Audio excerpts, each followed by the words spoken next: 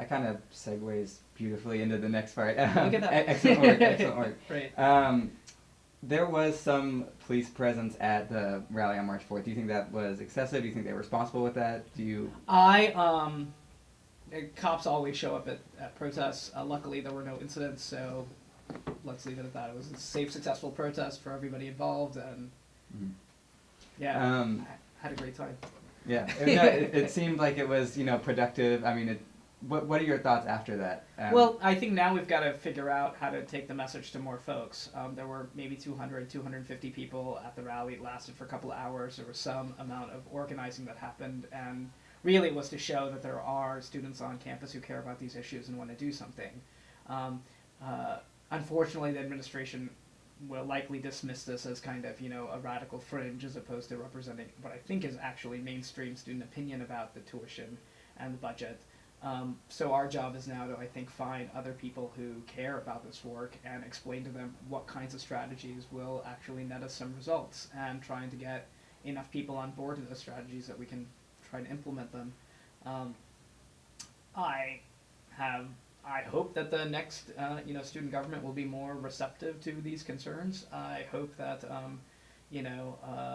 some of the work that we're doing now paves the way for people to pay attention to what's going on with the budget and with the tuition. Mostly, I think that the protests that happen all across the country on March 4th have really sort of shown a spotlight on the finances of higher education.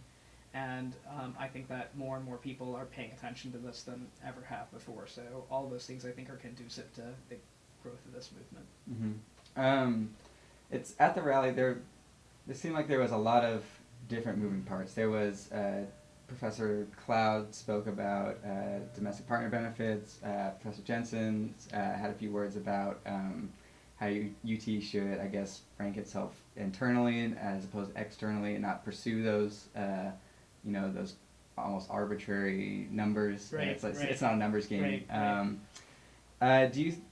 Are you concerned at all that there might have been some message overload or just too much for a concise agenda for the? Sure. This is what I think I always find really interesting about that criticism of social movements, especially when they happen on campuses. It's you take 4 or 5 classes a week, Mm-hmm. which have far more complicated and nuanced messages to them, and your brain is capable of processing these things.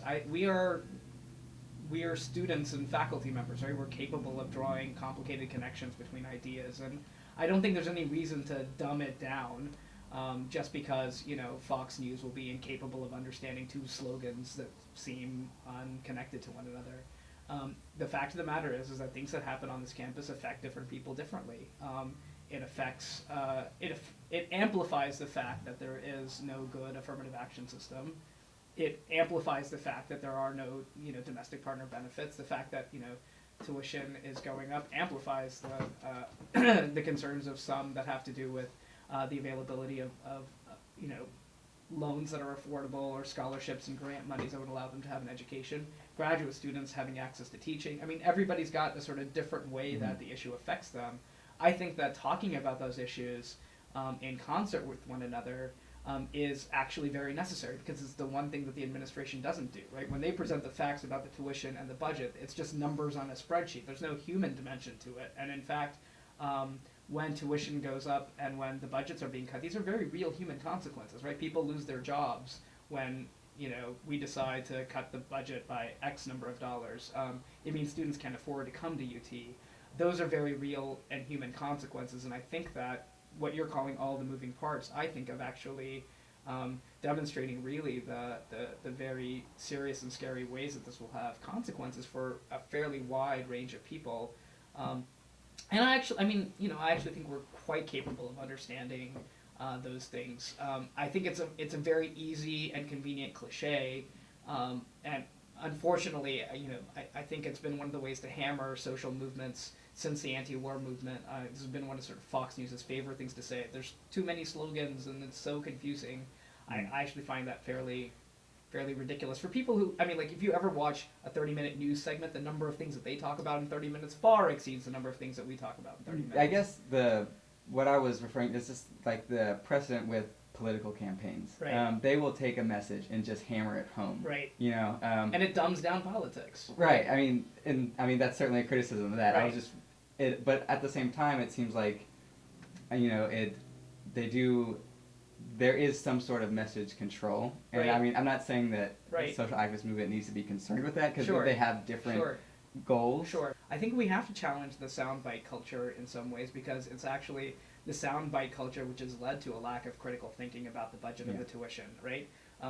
The university administrators say, we are in a crisis, we are in a crisis, we are in a crisis, and then, of course, we all have to believe that we are in a crisis. The question about, show me the crisis, is this the only way to manage it? Who caused the crisis? Who should actually have to pay for the crisis? Those kinds of questions then don't ever have to get asked because of the soundbite world Mhm. of politics. And, I understand how it becomes sort of convenient for opponents of social movements to argue that sound bites are necessary and complicated messages obscure what a rally is about. But the fact of the matter is that not everybody cares about tuition hikes for the same reason, right? Mhm. Some people can actually afford to come to UT with a higher rate of tuition, but they can still say that's a bad thing because it affects them in other ways. They can be opposed to budget cuts because it's going to reduce the quality of their higher education. I think that there are a number of constituencies that are represented in their opposition to the budget cuts and the tuition hikes, and we've got to include them and not exclude them. I think Mhm. that if I were just to stay on message,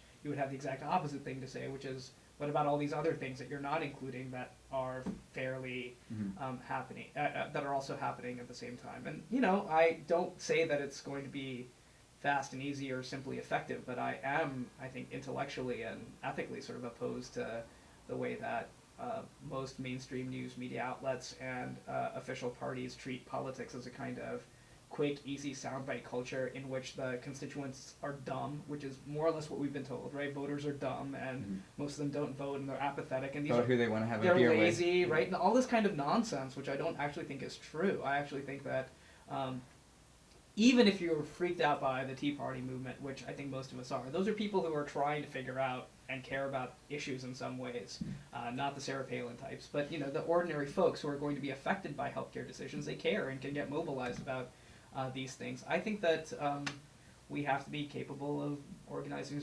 ourselves in the same way. And complexity is, I'm not sure it's a dangerous thing. I actually think it's the advantage of social movements. It's a complex issue. Yeah, of course it's a complex issue, but it's complex by design on the part of the folks who want to run the university in a particular kind of way. Mhm.